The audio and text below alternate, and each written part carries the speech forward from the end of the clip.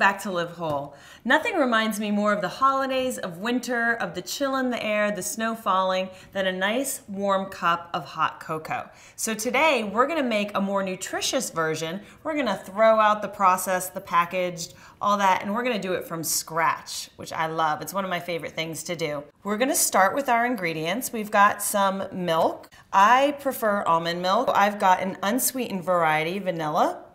And you want to make sure if you are getting some milk substitute like almond milk, soy milk, rice milk, a lot of those have added sweeteners, so you want to make sure you have the unsweetened variety.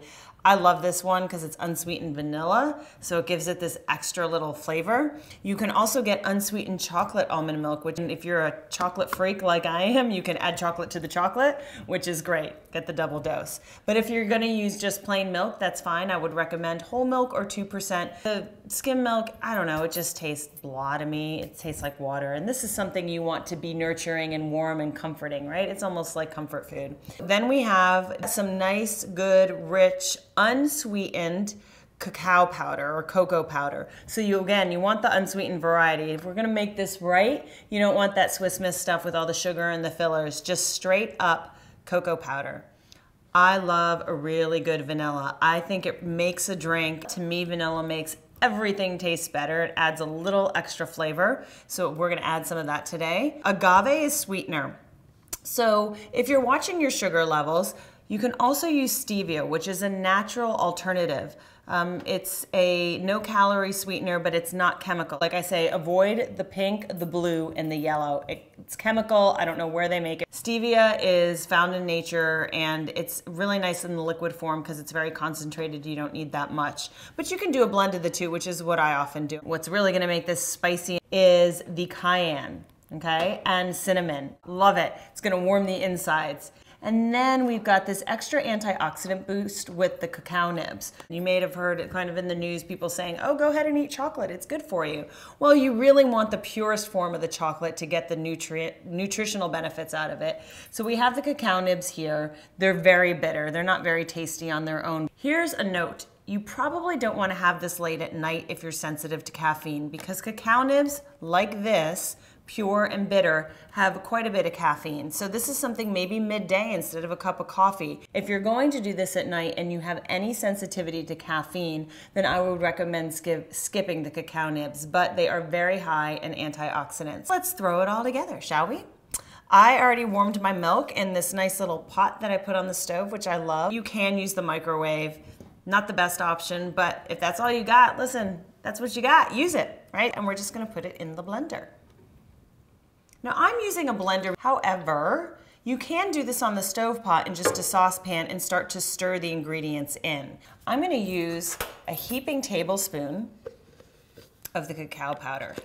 Again, these are general measurements. I'm not much of a baker. So baking to me is the only thing where you need to be pretty precise. I'm more of a like, hey, let's try it and see how it comes out, and go start with less and you can always add more. So again, it depends on how rich you like your hot chocolate. I would say at least a heaping tablespoon per cup of milk though. Now we have the vanilla, and I'm gonna add 1/4 teaspoon of that. You don't wanna go too strong on that. You don't want to overpower the chocolate. I'd say I'm probably gonna do about that. That's not too much, but just enough to give it sweetness. Again, it depends on how bitter you like your chocolate. If you don't like too sweet, I'm also gonna add some of the stevia. Play with this. This is not set in stone by any means. I'm basically just giving you the ingredients you need, and then you go do it like you want. Cayenne though, I like me some spicy. I'm gonna warm the insides. And cinnamon, I like me some cinnamon. I am gonna toss maybe just a little bit of the cacao nib in here. Just give it a little boost. How's that? Add more, add less. Now this is the super duper Mac Daddy of all blenders, so it's going to be pretty loud. Block your ears, but you're gonna see it's gonna froth everything up pretty nicely. Just do it manually. That's low. I had to say, if you are going to invest in one kitchen item, this would be it for me. I use it pretty much every day for smoothies and drinks like this, great tonics. It also kind of warmed it a little bit more because of that energy of the blender. It's nice and creamy and frothy. You now have a very powerful, antioxidant, rich, creamy hot cocoa. I hope you enjoy it. Cuddle up with a good book, and I'll see you next time.